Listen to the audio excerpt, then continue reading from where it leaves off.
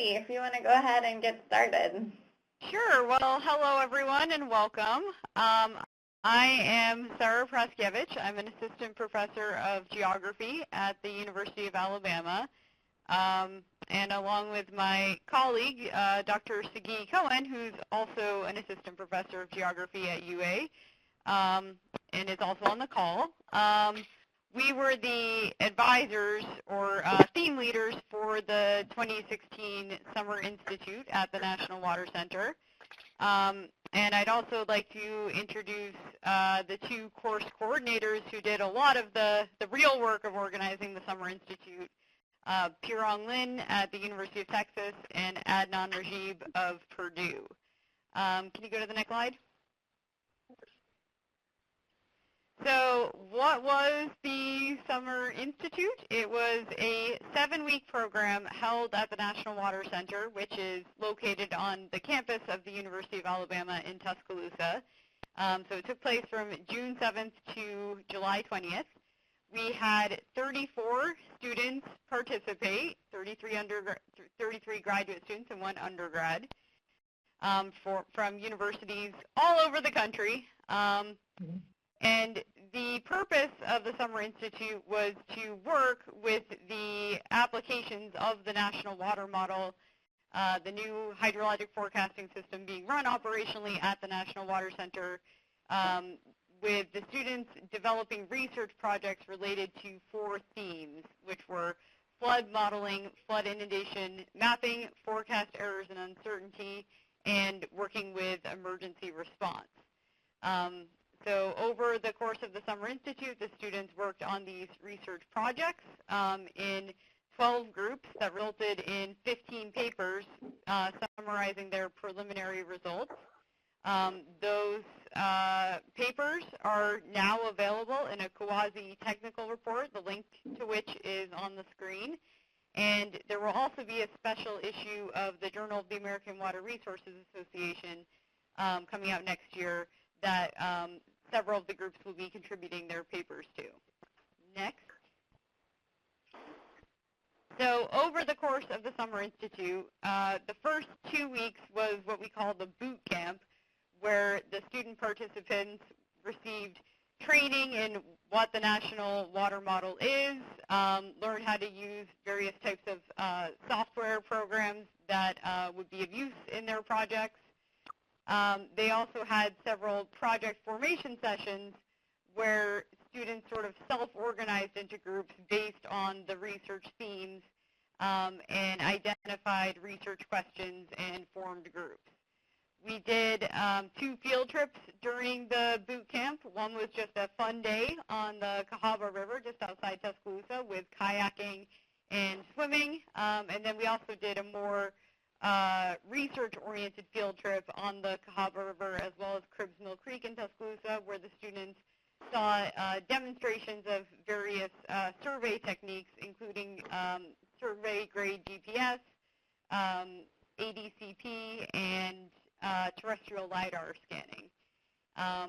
And after the 2-week boot camp, when the students had formed their groups and identified their projects, they spent the rest of the Summer Institute working on those projects, including weekly webinars to check in with their advisors back home and the other theme leaders for the Summer Institute. Next slide. So just some more things to check out about the Summer Institute. There are these story maps of the Summer Institute that are available at the link.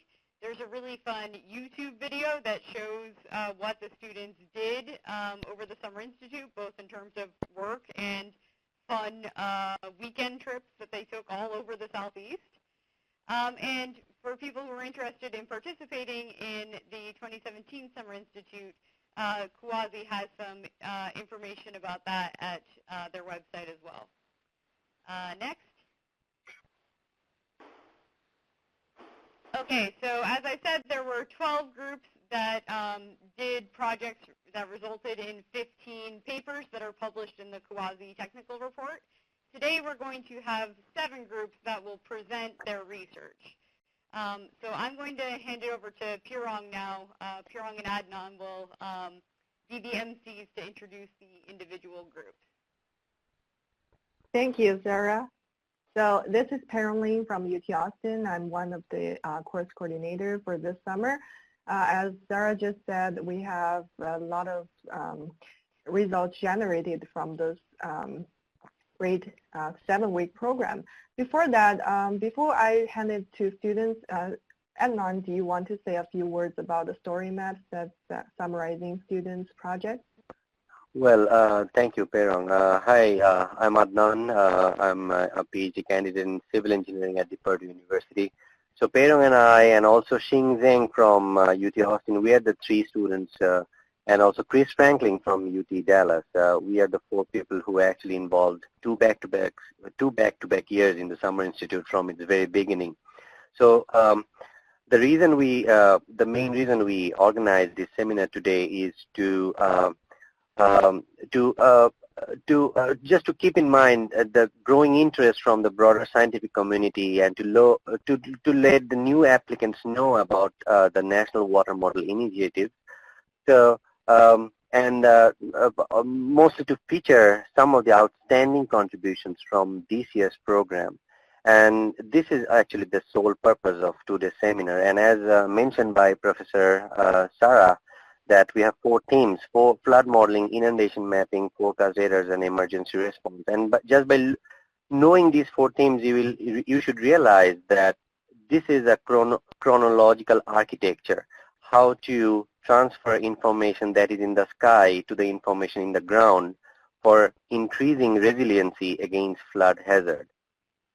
As you can see in the screen, actually in the chat box, there is a link given. That's a ArcGIS-based story map in courtesy of Dr. Jim Nelson from Brigham Young University. That tells the entire story from what we have done and what we want to do in future. So that is fun. And the red marks in the screen are the presentations which we'll be highlighting today. Out of all of those were outstanding presentations, but due to time limitations, we are just focusing on 7 of them. Peirong? Yes, thank you. All right, so we will present by our chapters.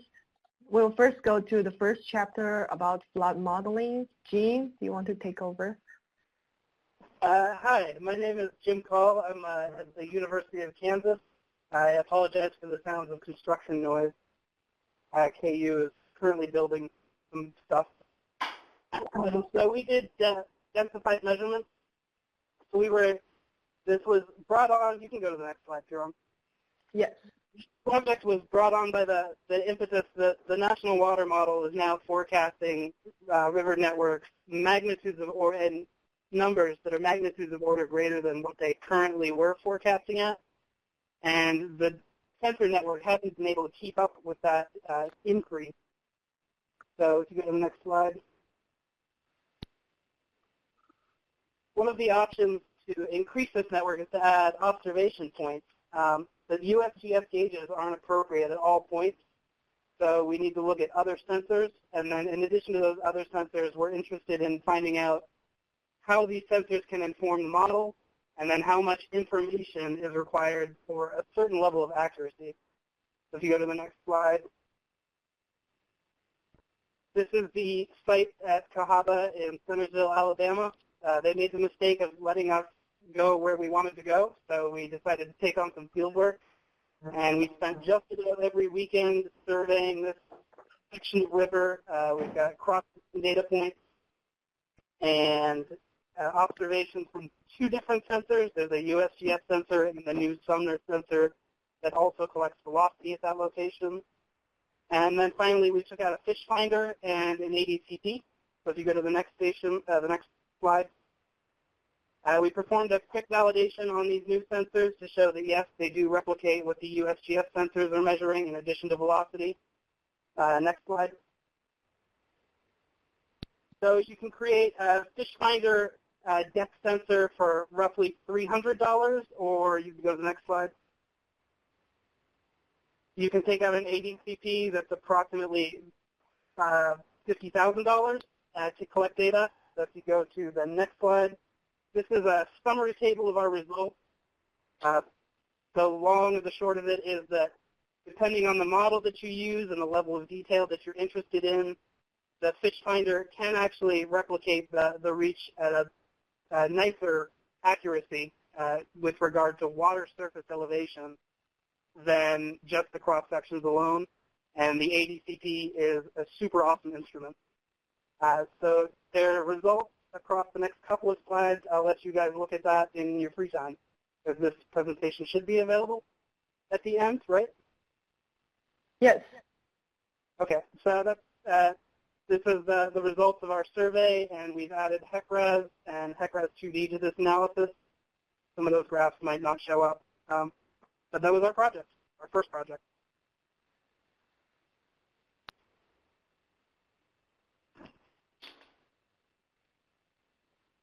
You can go to the next slide.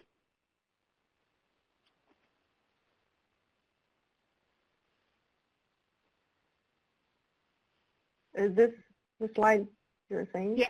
Yeah, I just left all those pictures for people to check out afterwards. Okay. Short and sweet. Thank you. Yes, so as Jim said, they have been investigating how the densified measurements could help with the national water model better in terms of achieving better accuracy. So the slides will be available after this presentation. And another group also deal with flood modeling comes from Shahab, Hassan, and Dongmei. They also look at different physical versus non-physical model comparisons to figure out how to improve flood modeling accuracy. So I'll hand it over to Shahab. Good evening, everyone. I'm Shahab Afshari, a PhD candidate of Civil Engineering Department Water Resources Program at the University of New York City College. I was a member of a research group working at flood inundation modeling and mapping theme, where Dr. Siggy Cohen was the advisor. So please go to the next page. So various hydraulic or GIS-based tools can be used for illustrating spatial extent of flooding for first responders, policymakers, and general public. The objective of our study was the comparison of four flood inundation modeling tools and detecting how much information we may lose by applying lump or simple but faster models than detailed, sophisticated, but slow computing models. So these four models can be assigned to two major groups, what we call physical models as HEC-RAS 2D and Geisha, which stands for Gridded Surface Subsurface Hydrologic Analysis Model. And the other group or major group is semi-empirical or non-physical models as auto-route model and HAND, which stands for Height Above the Nearest Drainage model, where both of these semi-empirical models are simpler and easy to set up models comparing with detailed physical models. Therefore, for comparing these models, we attempted to utilize similar input and modeling setup information like same digital elevation models having a resolution of 10 meters, same land cover, and also stream flows which provided by National Water Model. So we focused on a study domain over a Blackwater River in Tuscaloosa, Alabama.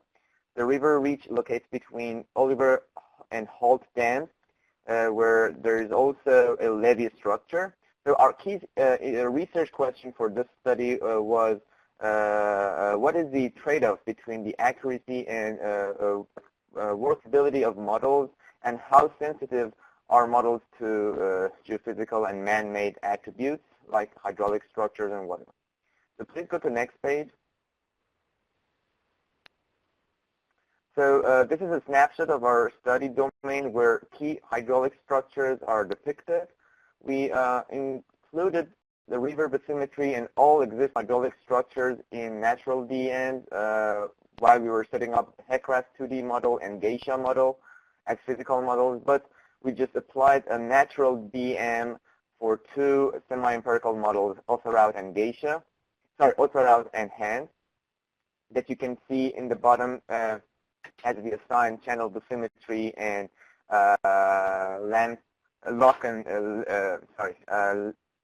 levy for the haircrest and geisha, but nothing for othoraus and hand. So please go to the next page. So for comparing the models, we assigned 3 approaches: joint inundation area of 4 models as baseline, and also the second one is the inundation area produced by haircrest 2D. We regard it as a true extent, and assess other 3 models given the haircrest 2D as a true extent. And the third one is the union of the inundation area produced by haircrest 2D and geisha, both as physical models as true extent, and assess 2 semi-empirical or non-physical models with those. And besides, we employed 3 metrics for numerically comparing simulated inundation areas, which are just inundation area, approximated width, and F statistic of overlap inundation. Please go to the next page. So I wish if we had a better graphical image here, because I just sent the PowerPoint to Peirong and Adnan, but maybe after converting into the PDF version, the features are a little bit distorted. But anyhow, this is a summary of our results for the model comparison. We incorporated 3 sets of roughness coefficient as low to high roughness to study their also potential effects on inundation extent. And also, the table is hidden here, but one of the other tables is showing you that model comparisons given haircrest as the true model and also haircrest plus geisha as true models. But for the current table, you can see the inundation area comparison of these 4 models and also the average width. And the thing that is important to say here is that as you saw, that we did not incorporate or take into account the bathymetry for non-physical models or semi-empirical models, there will be more inundation extent predicted by those non-physical models than haircrest and geisha, where we incorporated the channel bathymetry specifically for that Black Warrior River, which is an average is 6 meters deep. So if you go to the next page,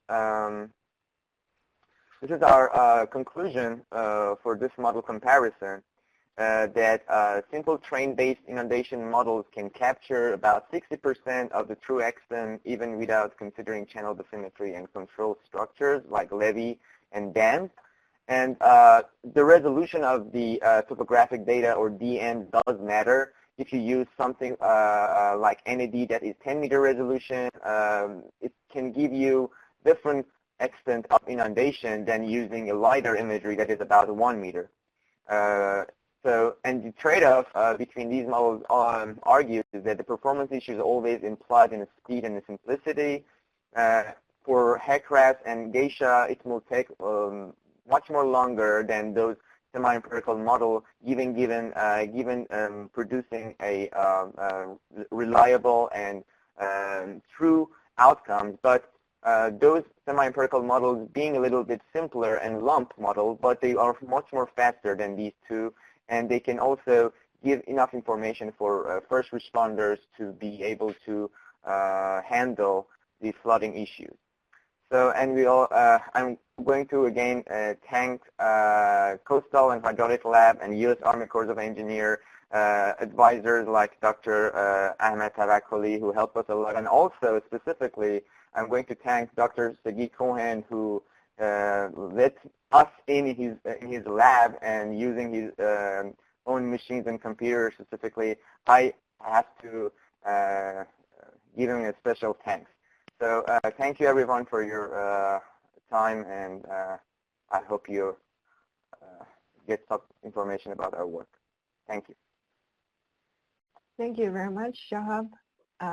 So I guess we will be taking questions at the end of the overall presentation. So we'll go ahead and move on to our next presenter, Ryan McGehee.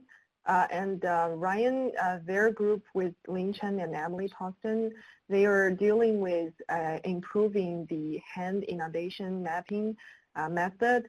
So without further ado, Ryan, could you take over? Yes. So to follow up with what Shahab was saying, the traditional way that we think of hydraulic modeling is with HEC-RAS, or the gold standard of engineering models. However, we're looking to transform this with the National Water Model and with the hand method, as you may already know about. So next slide, please. This is a picture of the hand method as it looks throughout the country. So what we're looking at transforming is the idea that we're moving from cross-sectional analysis to more of a terrain analysis. So something that is far simpler for computation and can be applied at very, very large scales very quickly. Next slide, please. If you're unfamiliar with what hand is, it's the height above the nearest drainage. And on the left, there's a diagram that's showing basically what the hand method is doing for every single pixel. And on the right is a 2D representation of what hand would look like from a bird's eye view. And you can see that there are 3 different catchments in this image, and basically you are defining a stream for every single catchment, and the relative vertical distance above the drainage for each cell is calculated, and you can see that on the far right representation. And what this allows us to do is when we know the depth of a given stream, we can put in that value and it will give us the inundation depth or the extent of flooding. Next slide, please. One of the issues with the hand method, and this was converted to PDF so you won't be able to see very well, but there was a DEM under this for you to see, and the DEM is very continuous in this area, but the hand method is extremely high contrast, as you can see, very different for every single catchment, and we tried to demonstrate this on the left. The picture on the bottom left is the actual DEM, and the picture on the top left is the hand method, with blue lines indicating the intersections between different catchments. And what you can see is that hand will have basically a distorted view of the terrain if you do not consider these neighboring catchments, and it could produce wrong or erroneous flood depths. And so on the right, far right, you have 3 different images basically showing you the top one is what hand is doing for every single catchment, and these inundation depths can be different for every single catchment. And so what you may have is, like in the top, you'll have rain in the first catchment and it follows through for both catchments, or in the middle one you would see no rain in the top catchment and rain at the bottom, and that's what it would look like. And what we're proposing is a new method called the modified hand method that would look at this hand raster based off of stream order. And basically what that allows us to do is to account for backwater effects and level pool flooding. So next slide, please. I don't have time to tell you about all the methodology, but this is just an example what one calculation of hand would look like. And so this is actually a GIF. So if you could have a copy of the PowerPoint, the actual PowerPoint after this, you would be able to see what it would look like for every step of the modified hand method. But this was basically a proof of concept for Tuscaloosa on December 2015, the Christmas Eve flood that we had in Alabama. There was a very large flood event. Next slide, please. And so basically you can see the difference, the left and the right, with the differences between what the hand method would have predicted and the modified hand would have predicted. And so you can see that there's far more area that would be flooded under the modified hand that was not accounted for in hand. And the reason for this is because all of those neighboring catchments near the large stream are not being accounted for. And I believe that's the last slide that I had. Oh, sorry, we had one more. So basically, we did this for all of Alabama and its 9 Huck-4 basins, so a very large area. And the computational demand is very similar to hand, very little increase. And actually, it has the potential to decrease in some cases. It includes the basin interactions and adapts stream flows near the coast, whereas hand will treat them all separately no matter what you do. It allows level pool flooding in addition to the uniform depth flooding that hand already does, and it has a very flexible implementation. Okay. And thank you. Thank you very much, Ryan. So sorry about some of the PDF conversion problems. So can I ask each one of the presenters, maybe you can just leave your email address on the chat box here, such that everyone who are interested in further knowing about the methodology can contact you later. Okay. Yes, so Ryan's group has identified some potential modified aspects for hand method. So we also have our one of the students, Xinzhen, who is the one to implement large-scale hand mapping for the state of Alabama and the state of Texas. And he won't be talking about the hand today, but we also have another group from Jia Qizhan, Yufeng Huang, and Danuk. They also look at how the different flood inundation mapping techniques compare with each other during a specific event they look at in Texas. And that also tells some information about hand and the modified hand method. So Yufeng, could you take over? Yeah. Hi, this is Yufeng. And in this summer, Jiaqi, Danuk, and I compared the flood inundation mapping techniques between different models and satellite imagery to estimate the performances of flood inundation mapping by different models. And we really appreciate that we can have this opportunity to learn, conduct research, and network together. Next slide, please. There was a flood in Brazos River in Texas on May 26th and 27th in this year. And luckily, the satellite imagery from Landsat 8 gave us a very clear pre-flood and post-flood image, which are the left and central of the pictures at the bottom. Based on this clear satellite imagery, we can have a good flood observation to compare with other inundation tools. We decided to use the models we've just learned in this Summer Institute, HAND and IRIC, to map inundation and compare them with the observed inundation from Landsat 8. We expected to learn the pros and cons of each mapping tool. Next page, please. Next slide. Thank you. In the satellite, previous slide. All right. The method slide. Thank you. Yeah, thank you. In the satellite inundation mapping, we use Landsat 8 and 4 different water classification techniques: supervised, unsupervised, normalized, different water index, and delta Q change detection. For the simulation, the USGS IRIC SESMIC is a quasi-steady hydrodynamic model, and we use the stage and discharge data from USGS stage near Hempstead, Texas, as in our initial conditions. And NHD HAND used the National Water Model output for its calculation. Let's see the results. Next slide. Here shows flood inundation maps made by different models and different satellite classification methods. The order of these figures, A1 to A6, is from the left to the right, from the top to the bottom. A1 is IRIC inundation map. The color blue is the inundation area. A2 is from HAND. The color green is the inundation area. A3 to A6 are satellite imagery with delta Q, NDWI, supervised and unsupervised and supervised. The inundation areas are shown in purple, green, blue, and red.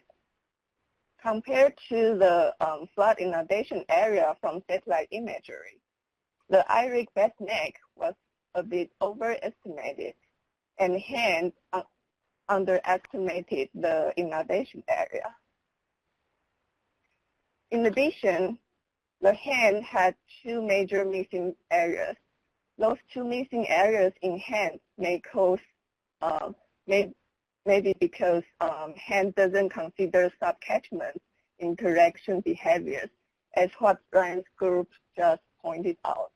Next slide, thanks. This figure indicated the advanced fitness within different inundation mapping tools. We use the advanced fitness index to qualify the comparison between each flood inundation map.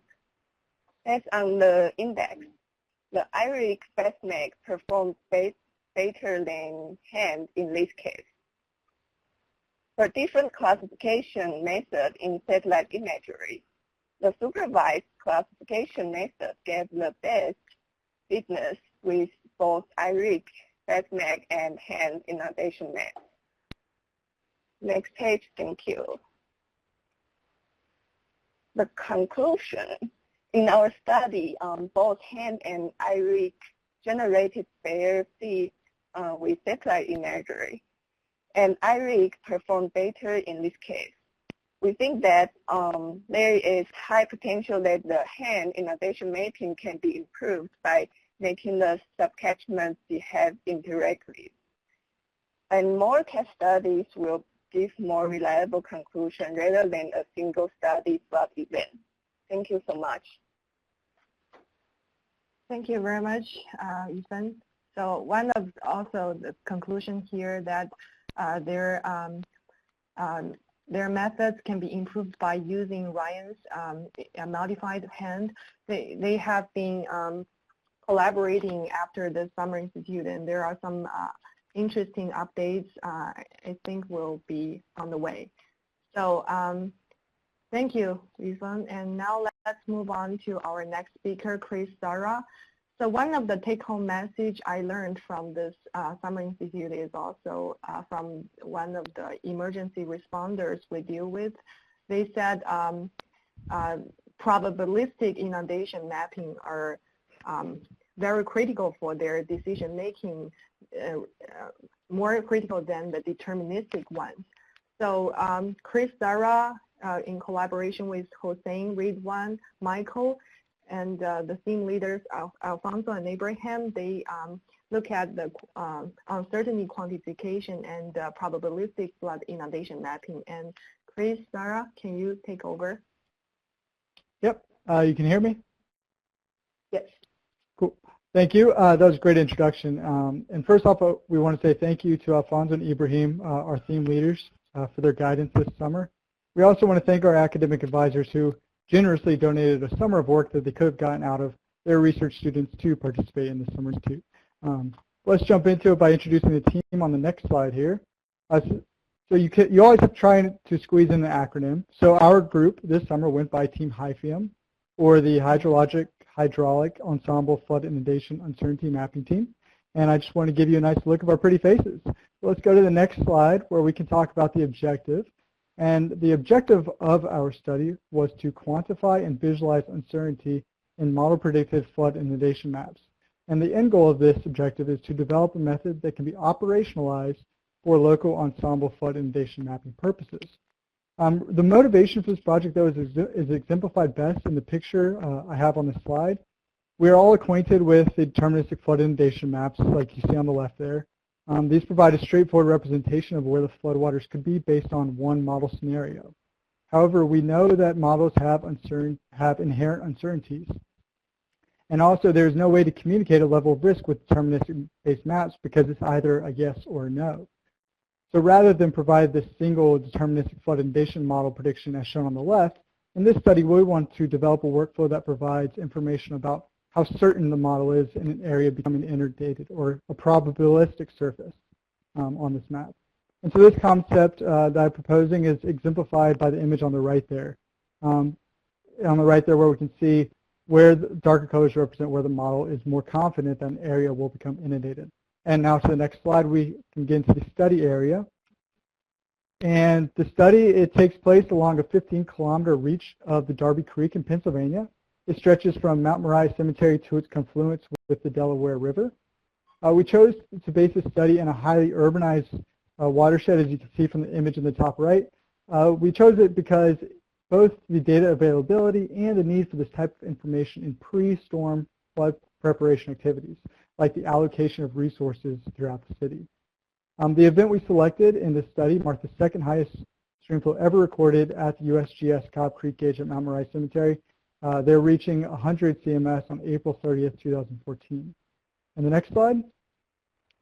We'll go through the workflow and the methods of our study here. The study addresses model uncertainty using a combination of the National Water Model and ensembles we created in hydraulic models. So 10 National Water Model Streamflow Ensemble members were developed using a time-lagged approach. Those 10 Streamflow Ensemble members were then used to initialize 3 hydraulic models, including HECRAS 2D, the IRIC FastMech solver, and the NICE 2D flood solver. These hydraulic models took the given streamflow from the National Water Model Ensemble members to produce information about the water depth, water flow velocity, and then it produced that information on a 5-meter grid. And then if we go to the bottom image here, the output ensemble members from the hydraulic models were used to calculate the frequency of occurrence in each grid cell. And so each realization was combined to see how many times there was a hit at each grid for, yes, there's going to be inundation. And so as can be seen on the image on the bottom there, this is a straightforward and quick method for quantifying uncertainty and developing a probabilistic field. And so from this, probabilistic flood surfaces based on variables including flood extent, water depth, flow velocity, and a combination of water depth and flow velocity were generated to create a visual tool for communicating this information. And that visual tool we can see here on the next slide. And we developed this tool with the help of BYU and their Tethys platform. Using the Tethys, we were able to bring these results into an interactive environment open to the public. You can actually follow the link on the top if you want to interact with it after this webinar, and you can read more about it there. The top left image here shows a probabilistic field for the flood extent. The top right is for water depth. The bottom right is for flow velocity, and the bottom left is for critical conditions. First, you'll notice that the legends show levels of risk. So darker color means that the model is more confident in that the scenario will occur, and we translated that confidence to higher risk. Besides flood extent, the other 3 variables have these thresholds that you can see in the buttons next to the images. So let's take a look at the top right image. When we look at water depth in the top right there, we can click on a button for the depth of 1 foot of water. And so, for example, say these 2 white oil storage tanks in the middle of the image can withstand up to 1 foot of water. So if we click that on, we can see that there's a low risk because there's less ensemble agreement that these tanks will experience 1 foot of water. Now, there are threshold options like this for flow velocity and for critical conditions along there at the bottom. Now, the critical conditions are simply a combination of water depth and flow velocity. These thresholds under critical conditions relate to scenarios that would be dangerous for rescue operations. So, for example, in the bottom left, say we had 1 foot of water moving at 6 miles per hour, that would sweep you off your feet. And so you can use this online interface and critical condition buttons and options to determine whether special equipment like swift water rescue equipment will be necessary for an area of interest. And to be quick, we'll wrap this up with just our next steps. Something that's important to mention is that the results that we see in the flood threat viewer were actually just from HECRAS 2D. We had challenges with IRIC solvers, which meant that we could not include those yet into the results. But we're working on resolutions to overcome those challenges, and we plan to have those additional hydraulic models in future work. We are also curious about other ensemble generation methods that may be more adept in an operations environment, and maybe meteorological ensembles that are already readily available. More case studies are always going to be useful, but an important next step is to look at the accuracy of the model predicted inundation. So there are methods available to collect, and there's technology available to collect data about the inundated area during and soon after a flood event. So how can we combine that information to assess the accuracy of each ensemble member, and then how can we use that to better understand the model biases? And with that, we'll close here. The next slide, though, you can find our emails. You can contact any of us. Michael, Gomez, and Hossein were the experts on calibrating and making the hydraulic models Ridwan was the expert on the ensemble generation, and then I worked heavily on the visualization of all that information they provided. Thank you. Thank you very much, Chris. Very nice presentation. And yeah, we will go move on to our next speaker because we're a little bit behind schedule. So our next chapter is going to deal with emergency response aspects, and students from this theme deal with web development, and also social scientists are brought into this theme to help us better understand how do we communicate well with first responders. So Christian, could you take over? And Christian?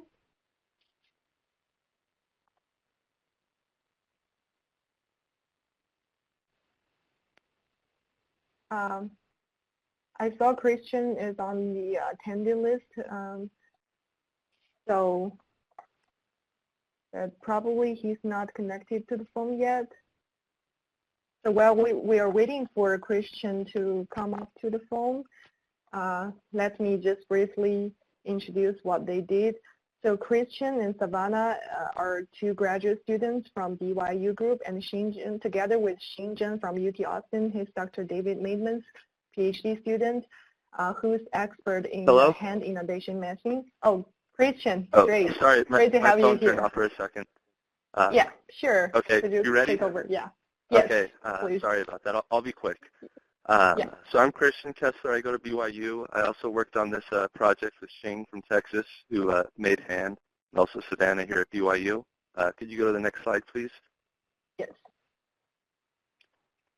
So Shing was the one who developed hand, which was talked about earlier. Basically, it takes catchments and flow lines and a DEM, or a digital elevation model, and finds the height above nearest drainage using the relative elevation of a land surface cell.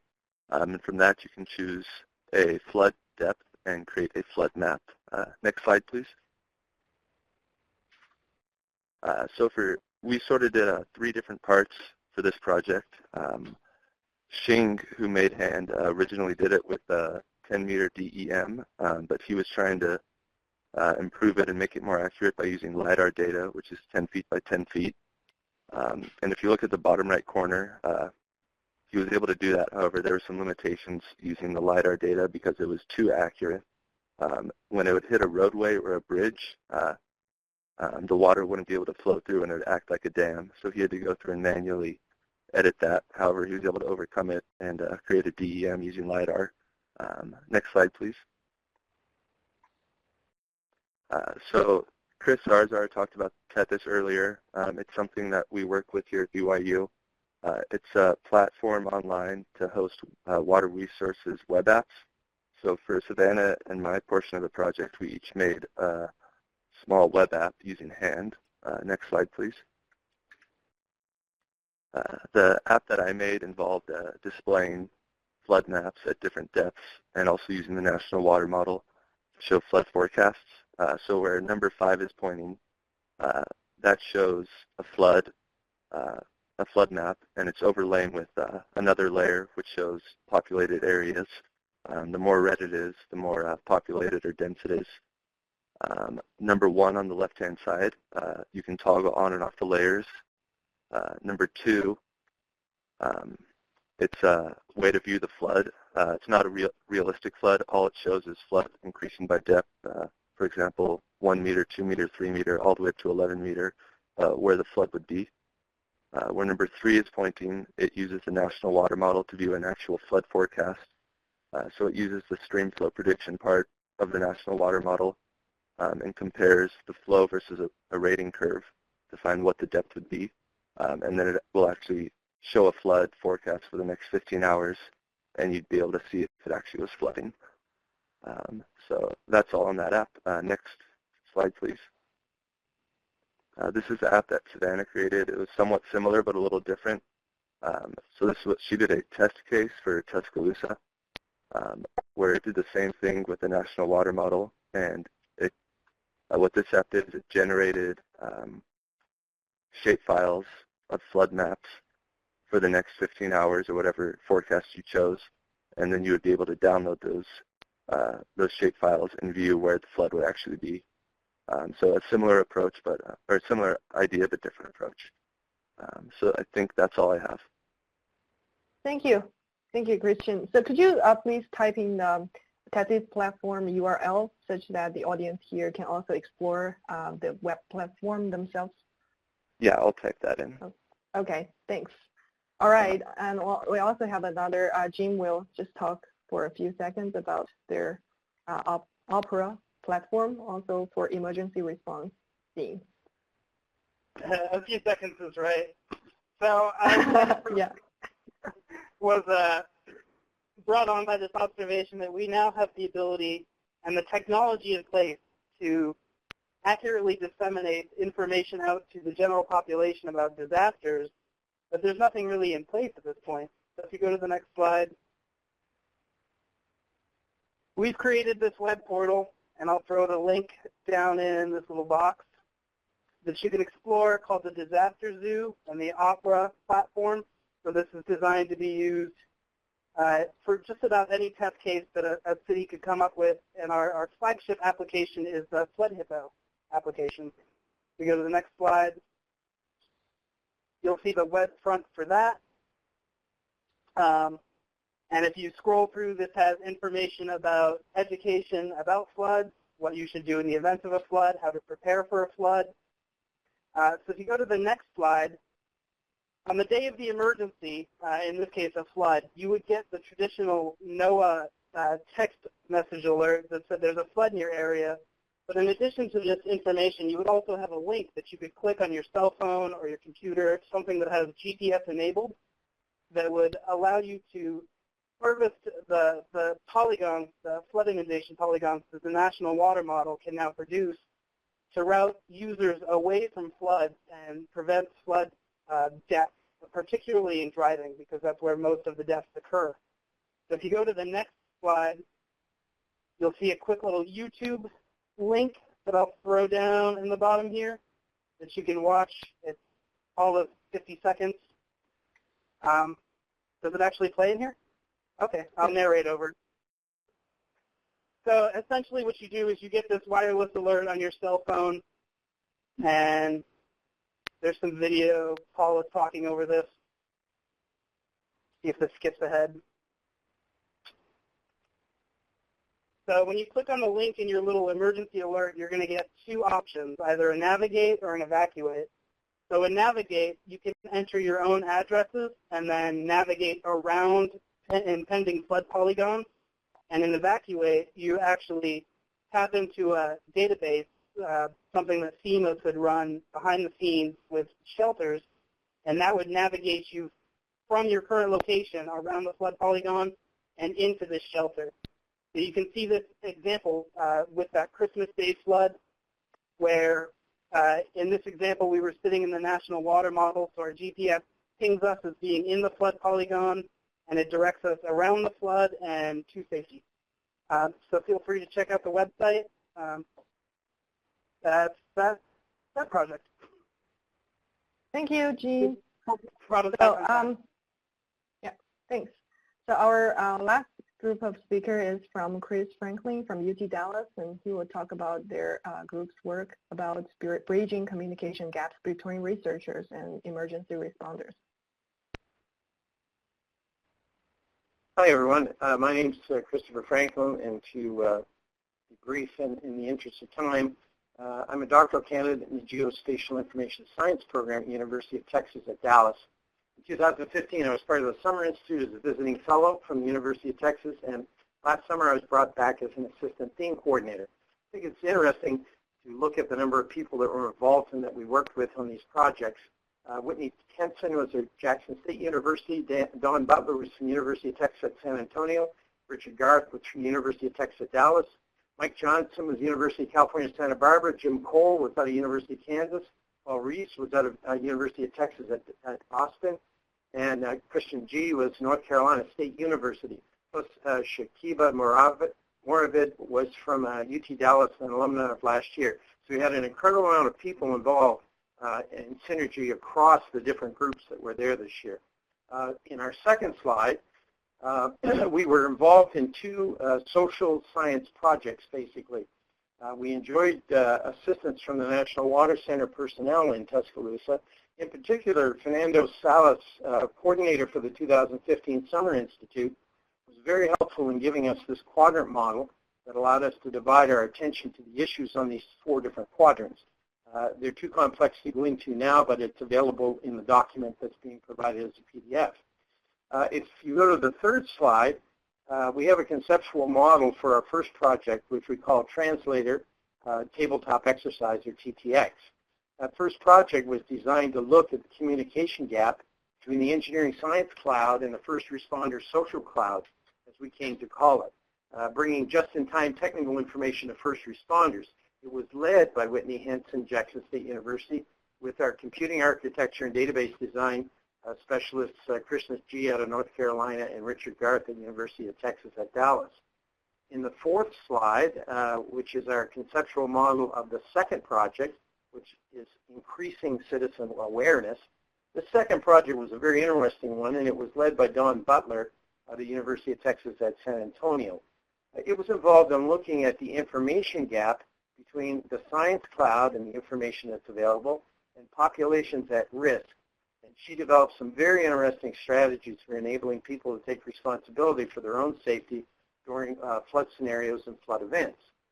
In the fifth slide, you'll see a presentation that was given right after the Summer Institute at the West Virginia Conference. And we had to integrate, or had the difficult task of integrating both of our projects into this poster, which we did successfully, and which is shown in the poster slide that was presented at that conference. Both of these projects were social science projects, not engineering projects, and they were focused on reducing the unnecessary loss of life from flood events, and they made a significant contribution to the overall goals of the Summer Institution. Our last slide, and our sixth slide, is what we're planning for 2017 projects. Moving forward, our projects for next year through our Center for GIS Innovations in Industry and Institutions here at UTD, we're looking and interested in looking at the Rio Grande Watershed. We're interested in that because last year we took the initiative to get the University of Texas Rio Grande Valley involved in the National Summer Institute with great effect. Brenda Bazan, who was actually an undergraduate student, showed great leadership by guiding her team through delineating stream flow lines and watershed boundaries in the lower Rio Grande Valley using high-resolution LiDAR-derived digital elevation models. And Dr. Andy Ernest, who was one of the key professors at the University of Alabama, is now back at the University of Texas Rio Grande Valley, as well as one of the key advisors and supporters of the 2016 Summer Institute at the University of Rio Grande, and that being Dr. Jude Benavides. We've also talked now to the University of Texas at El Paso, Dr. Ali Murchi and others there who are keen to participate in the 2017 Summer Institute, as well as state universities like Sul Ross University in Alpine and Del Rio, and also Texas State University.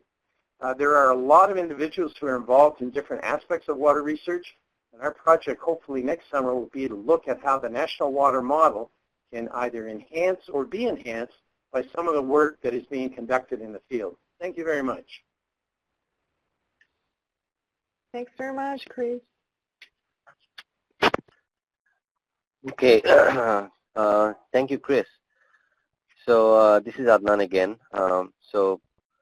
Peirong, can you get back to the slide where we showed our project report? Yes.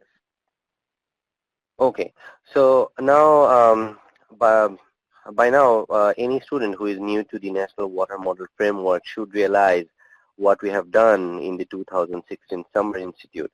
Well, we had 15 papers coming out of 12 projects, but due to time limitation, we could feature only 7 of them.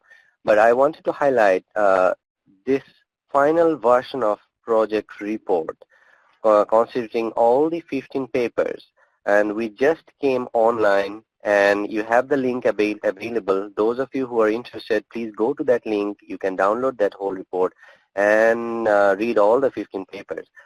Now, another added advantage we had in the Summer Institute is that we had people coming down to National Water Center from all the major organizations only to help the students, to train the students, people from USGS, U.S. Army Corps of Engineers, in-house scientists from the National Weather Service, ESRI, all over the place. So the whole Summer Institute was not only just doing these 15 papers or 12 projects, it was a collaborative environment of capacity building. To talk more about this, let me hand over to Dr. Sagi Cohen, who was one of the team advisors during the Summer Institute. Dr. Cohen? Yeah, thanks, Adnan. Well, I mean, I'm going to wrap it up, actually, and declare victory, as Dr. Maidment always say. Really, what I want to urge you also, those of you who are new to the Summer Institute, we are already starting to plan for the next one, as you heard. And what I want you, so those of you are probably hopefully now convinced that it's a good thing and you should advocate, or you should encourage your students, or if you are a student yourself, you should check it out and consider applying. And those of you who have participated in the last Summer Institute, I really want to ask you, as we did at the capstone event, to spread the word and to your colleagues or everyone else, social media, whatever. We really want to have as much diversity as we can in the sort of people that apply. And we have seen improvement in the last Summer Institute compared to the first one, and we hope to get more, even more so more social scientists, computer science, math, whatever, everything that you can consider, that you can think, we'll probably have a room for it. So yeah, that's pretty much all I had to say, unless I missed something and you want me to cover, Adnan, but I think that's it. Let's take a few questions, then we can actually wrap up with a concluding remark. Any questions from the audience, please? If you have questions, you can go ahead and type in the chat box if you are not connected to a phone line, and we will relay your questions to the speakers.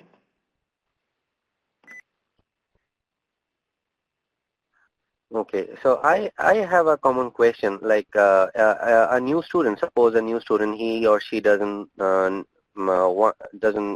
the experience of operating X or Y hydraulic model, and he or she has never done flood inundation mapping. So what would be our advice to a student who still wants to contribute in the Summer Institute? Dr. Cohen? Well, I think most of the participants never done any of that. I would say the vast majority, even only a handful actually done some of that work before, I think, if I recall. So definitely there's room for you. As I said, we need everyone, right? So even if you're completely on the social side of resilience or management or whatever, there's definitely room for you. And it's an opportunity to learn new skills. So I would encourage you very strongly to apply. Okay. So as Emily mentioned, if you have any question, you can always post questions to us if you have access to, you have our email address from the project report, and you can always type in the questions in the chat box. So as I said, from our experience, we had a diverse group this year. I recall Hussein had experience only in sediment modeling from his master's. Chris Zarzar had experience in atmospheric science. So Yufen is from a natural resources engineering background, but they all contributed significantly. At the end of the Summer Institute, they became good modelers, and they learned the model during the time frame of the Summer Institute, and they wrote their papers out of it. So it's a collaborative environment, and you get to know more about the next seminar, which is on October 27th by Professor David Maidment. He will be talking about the plans of next year's Summer Institute. Peirong, you want to pitch in?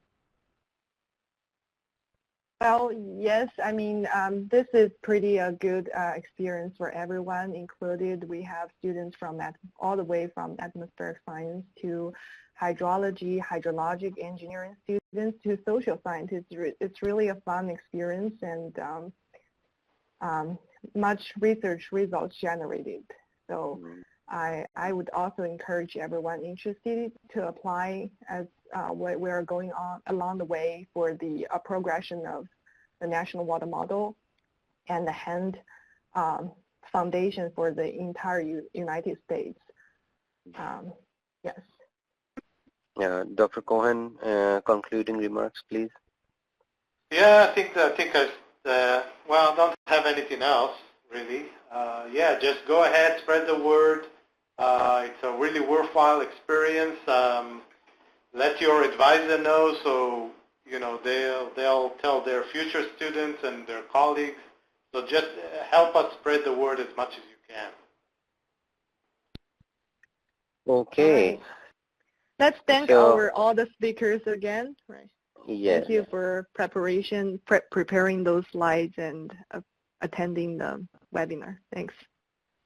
Thank you so much, and thank you, Dr. Cohen and Dr. Preskevich, for your remarks and joining the conference. And I hope we'll have a great turnout in the next seminar, which is on October 27th, Plans for Summer Institute 2017 by Professor David Maidment. With that, we end our seminar today. Thank you for joining. Thank you. Thank you, everybody. All right. Thank you, everybody.